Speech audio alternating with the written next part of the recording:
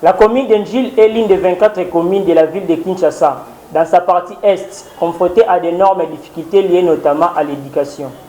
Actuellement, au milieu scolaire, il y a un phénomène mafieux, phénomène dit de 100%, qui favorise l'obtention du diplôme d'État par des moyens de corruption généralisés, mélangeant ainsi des inspecteurs, chefs d'établissement, préfets et élèves dans un circuit mafieux.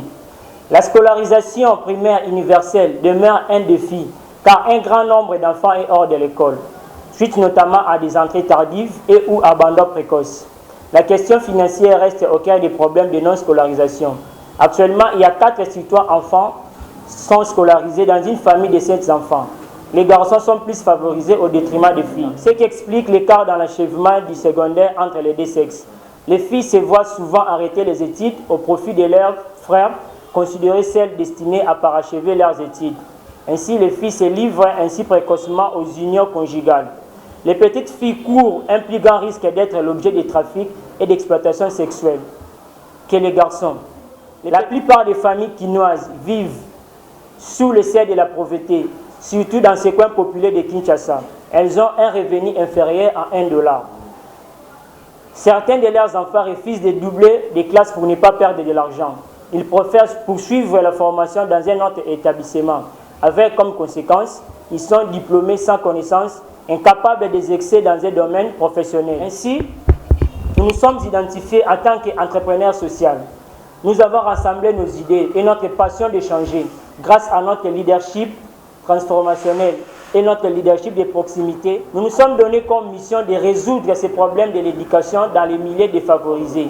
Nous apportons chaque jour de l'inspiration et des réponses à cet ultime appel de l'humanité. Nous avons ainsi la promotion sociale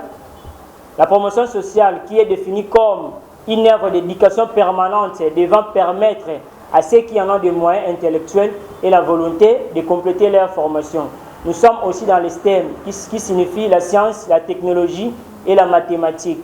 Nous avons mis en place des programmes spécifiques comme filles numériques. Ces programmes permettent aux filles mères, d'apprendre les métiers numériques, l'alphabétisation, l'esthétique et la coupe-couture.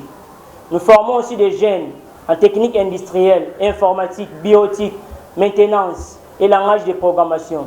À l'issue de nos différentes formations, ces jeunes seront en mesure de réparer les réfrigérateurs, frigos et congélateurs, d'effectuer tous travaux d'ajustage et de monter et démonter un ordinateur, d'installer les systèmes d'exploitation, des logiciels d'application et de configurer des périphériques, installation apparente et encastrée à travers l'électricité bâtiment ou d'un schéma, de faire des prises de vie et montage vidéo numérique.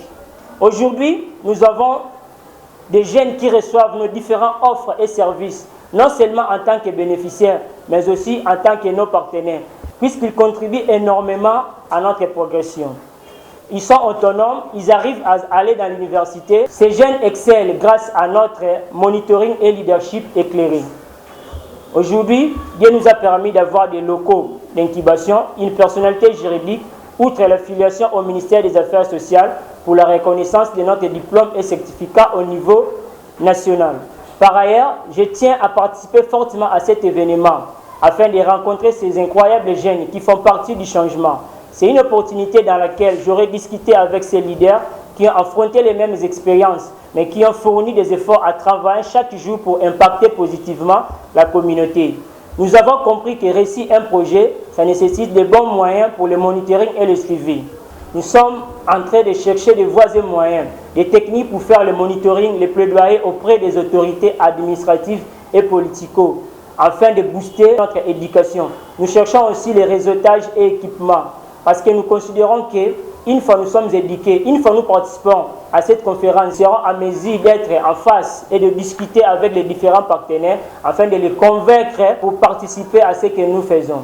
C'est une opportunité qui va nous permettre de nous découvrir nous-mêmes et aussi de découvrir d'autres leaders qui font le changement à travers le continent africain. Nous espérons que chacun de nous a besoin d'avoir une opportunité. Cette opportunité qui nous est offerte par Yali est une opportunité que nous ne devons pas trouver ailleurs. Raison pour laquelle ça nous donne l'opportunité de nous découvrir nous-mêmes et aussi de découvrir d'autres leaders qui font le changement dans le monde. Nous considérons que chacun de nous doit avoir une opportunité qui serait nécessaire pour sa vie afin d'impacter positivement les communautés.